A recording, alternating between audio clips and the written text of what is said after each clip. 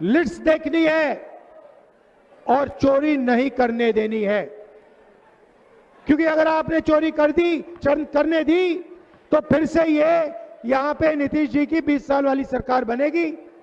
इसीलिए आपको पूरा दम लगा के वोट चोरी रोकनी है। भाइयों और बहनों, इनका लक्ष्य अदानी और अंबानी को फायदे पहुंचाने का है। इनका लक्ष्य अंबेडकर जी के संविधान को खत्म करने का है।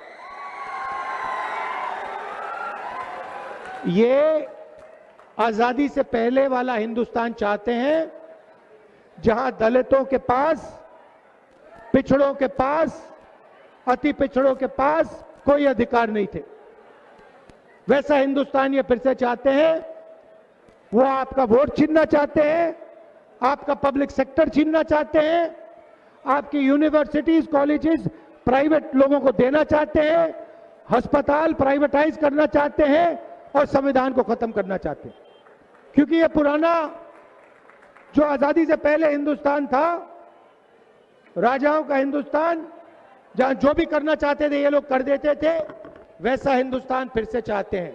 इसीलिए आपको अंबेडकर जी के संविधान की रक्षा करनी है। मिलकर हम इस संविधान की रक्षा करेंगे और इस संविधान को कोई शक्ति नहीं छू सकती है। मैं आपसे पूछना चाहता हूं, लाखों करोड़ रुपए नरेंद्र मोदी जी ने अदानी अंबानी का कर्जा माफ किया। अमित शाह आते हैं और मीटिंग में कहते हैं कि बिहार में उद्योग लगाने के लिए जमीन नहीं है। तो मैं उनसे पूछना चाहता हूं, प्रधानमंत्री से पूछना चाहता हूं, अगर बिहार में उद्योग लगाने के लिए जमीन नहीं है तो 1 रुपए के लिए आपने अदानी को जमीन क्यों दी? किसान से जमीन छीनकर आप अदानी को देते हो। धारावी में हजारों एकड़ जमीन, मुंबई की महंगी से महंगी जमीन आप अदानी को दे रहे हो। धारावी से आप बिहार के लोगों को हटाकर परे कर रहे हो और फिर आप बिहार में आके कहते हो कि बिहार में जमीन नहीं है उद्योग चालू करने के लिए। बिहार में जमीन की कोई कमी नहीं है। आप उद्योग नहीं चालू करना चाहते हो क्योंकि आप चाहते हो कि अदानी और अंबानी चाइना का माल बिहार में बेचे, चाइना का माल हिंदुस्तान में बेचे, चाइना के लोगों को फायदा हो, अदानी अंबानी को फायदा हो और आपकी पार्टी को फायदा हो जो अदानी अंबानी जैसे लोगों के पैसे से चलती है। ये हो रहा है। भाइयों और बहनों, गठबंधन की सरकार जो होगी, मैं आपको गारंटी कह रहा हूं और गठबंधन का हर नेता आपको गारंटी करके कह रहा है, यह सरकार किसी एक जात की नहीं होगी, किसी एक धर्म की नहीं होगी, हर जात की होगी, हर धर्म की होगी, बिहार के हर नागरिक की सरकार बनेगी। चाहे अति पिछड़ा वर्ग हो, चाहे पिछड़ा वर्ग हो, दलित वर्ग हो, महादलित हो, अल्पसंख्यक हो, गरीब जनरल कास्ट हो, जो भी है उसकी आवाज इस सरकार में सुनाई देगी और बिहार के लिए यह सरकार काम करेगी। यह हम आपको गारंटी दे रहे हैं।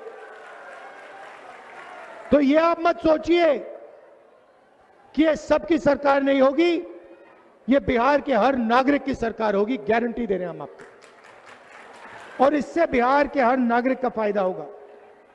हमारी कोशिश होगी कि एक बार फिर हम आपको सरकारी कॉलेजेस, यूनिवर्सिटीज और स्कूल दें और एक बार फिर अच्छे अस्पताल बना के दें और रोजगार पैदा करने की हमारी पूरी कोशिश होगी।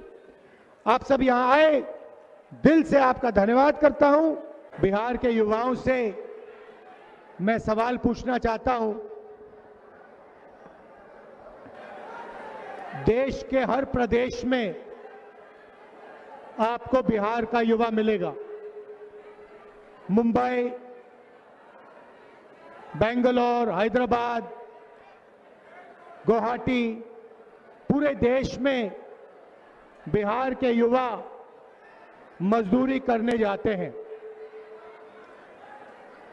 हिंदुस्तान के प्रदेश छोड़िए, दुबई जैसा शहर बिहार के लोगों की मेहनत से बना है। यह सही है, गलत है? सही है। तो मेरा आपसे सवाल है, अगर आप पूरी दुनिया में शहर बना रहे हो, इंफ्रास्ट्रक्चर का काम कर रहे हो, तो आप बिहार में रोजगार क्यों नहीं पा रहे हो? क्या कमी है कि बिहार का युवा बाकी प्रदेशों में जाकर मजदूरी कर रहा है, मगर अगर आपको बिहार में रोजगार चाहिए तो आपको बिहार में रोजगार नहीं मिल सकता? इसका ये कारण क्या है इसका? दूसरा सवाल, एम्स जाइए दिल्ली में, उसके सामने मेट्रो स्टेशन है। रात के समय आप नीचे जाइए, मेट्रो स्टेशन में जाइए, आपको हजारों लोगों की भीड़ वहां मिलेगी। वहां पूछिए आप कहां के हो, सारे के सारे लोग आपको कहेंगे हम बिहार के हैं। तो दूसरा सवाल, इलाज करवाने के लिए आपको दिल्ली में एम्स क्यों जाना पड़ता है? बिहार में आप अस्पताल में इलाज क्यों नहीं करवा सकते? और तीसरा सवाल, एक ऐसा समय था जब नालंदा में दुनिया की सबसे बेहतरीन यूनिवर्सिटी हुआ करती थी। पूरी दुनिया से लोग नालंदा आते थे, बाद में भैया बाद में करना, अभी नहीं। पूरी दुनिया से नालंदा आते थे, शिक्षा के लिए आते थे, जापान से, कोरिया से, चाइना से, इंग्लैंड से, जर्मनी से। मगर आज बिहार में यूनिवर्सिटी, कॉलेजेस सारे के सारे शिक्षकों को धोखा देते हैं, शिक्षकों को धोखा देते हैं। बिहार का युवा महीनों पढ़ाई करता है, मेहनत करता है, उसके माता पिता लाखों रुपए खर्च करते हैं और फिर पेपर के समय पेपर लीक हो जाता है और पूरी की पूरी मेहनत खराब हो जाती है। और जिनकी रिश्तेदारी है, दोस्ती है, पकड़ है, उनको फर्स्ट डिवीजन मिलता है और ईमानदार युवा पीछे रह जाता है। तो इन तीन चीजों के बारे में आपके चीफ मिनिस्टर ने क्या किया? पिछले 20 साल से नीतीश जी का राज है। शिक्षा, स्वास्थ्य, रोजगार के लिए नीतीश जी ने क्या किया, आप मुझे बताओ। एक उदाहरण दे दो कि एक अस्पताल खोला हो, एक यूनिवर्सिटी अच्छी बनाई हो, किसी को रोजगार दिया हो, आप बता दो, उदाहरण दे दो। कुछ नहीं। लंबे लंबे भाषण होते हैं, नरेंद्र मोदी जी आते हैं, विकास की बात करते हैं और फिर यमुना के सामने स्पेशल तालाब बनाया जाता है, साफ पानी का तालाब नरेंद्र मोदी जी के लिए बनाया जाता है, उसमें नरेंद्र मोदी जी स्नान करेंगे और बाकी देश गंदी यमुना को देखता रह जाएगा।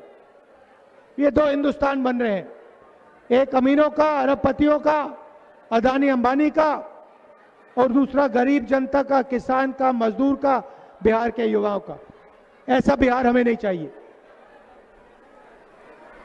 बिहार जैसे पहले सेंटर हुआ करता था शिक्षा का, वैसे ही एक बार फिर शिक्षा का सेंटर बनना चाहिए। मैंने नालंदा में कहा कि दुनिया के सबसे बेहतरीन यूनिवर्सिटी नालंदा में बननी चाहिए। पूरे देश को मालूम होना चाहिए कि बिहार में सबसे बेहतरीन शिक्षा मिल सकती है। हमारी सरकार थी, मनमोहन सिंह जी की सरकार, नालंदा यूनिवर्सिटी हमने चालू की। हमारा विजन था कि पूरी दुनिया में नालंदा यूनिवर्सिटी फिर से दिखाई दे, सुनाई दे उसके बारे में, मगर बीजेपी ने उस काम को खत्म कर दिया। वो नहीं चाहते कि आपको प्रगति मिले। आप देखिए, नोटबंदी की, गलत जीएसटी लागू की, छोटे व्यापारियों को खत्म किया, स्मॉल मीडियम बिजनेसेस को खत्म किया। बिहार में रोजगार कहां से आएगा? बिहार में अदानी अंबानी रोजगार नहीं दे सकते। बिहार में छोटे व्यापारी, स्मॉल और मीडियम बिजनेसेस वाले रोजगार देंगे। और मैं चाहता हूं कि एक ऐसा दिन आए जब टेलीफोन के पीछे मेड इन चाइना ना लिखा हो, मेड इन बिहार लिखा हो। आप ऐसा दिन चाहते हो? चाहते हो ऐसा दिन?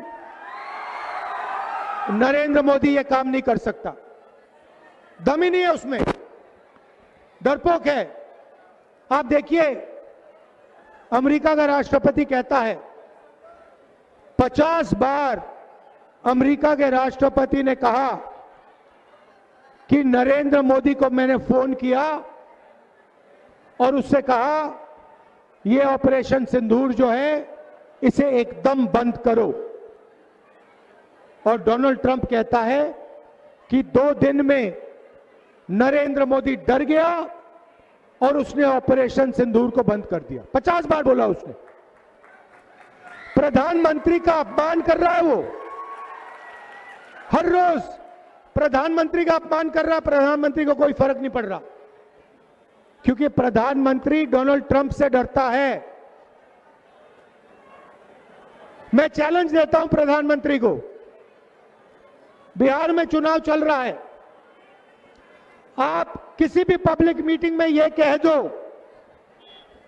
कि अमेरिका का राष्ट्रपति झूठ बोल रहा है, दम है तो आप मीटिंग में, पब्लिक मीटिंग में कहो कि अमेरिका का राष्ट्रपति झूठा है, वो झूठ बोल रहा है, मैंने उसके कहने पर ऑपरेशन सिंदूर नहीं बंद किया।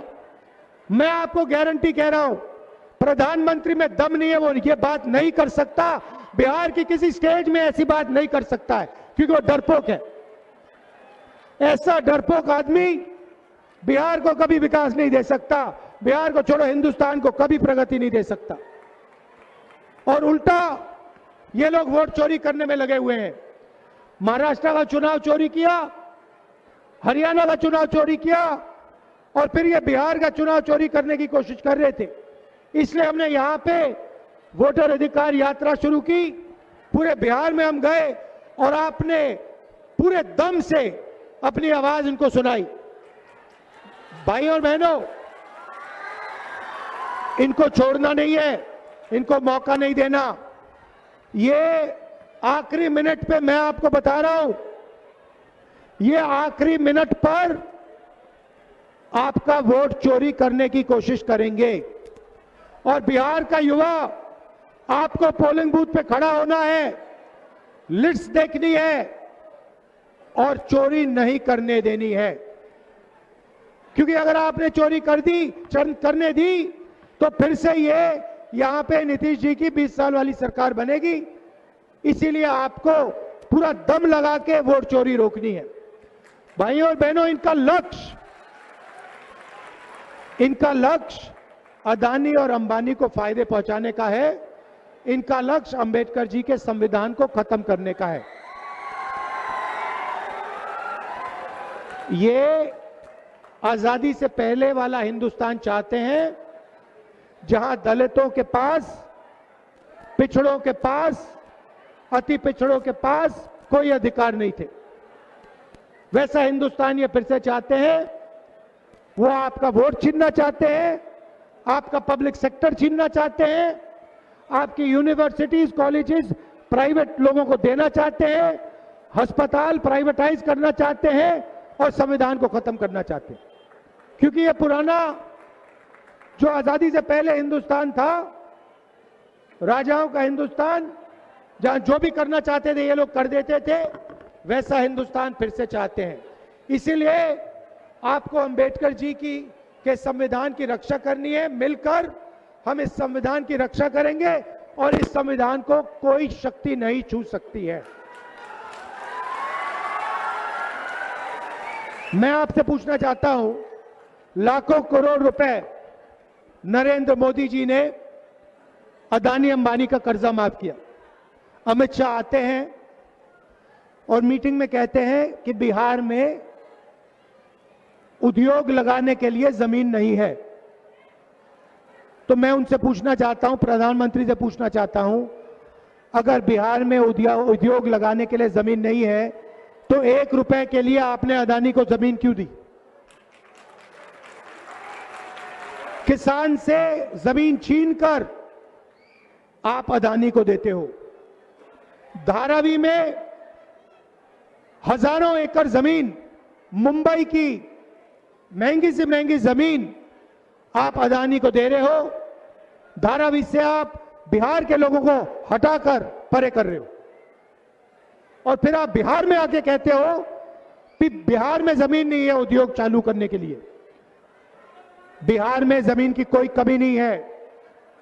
आप उद्योग नहीं चालू करना चाहते हो क्योंकि आप चाहते हो कि अदानी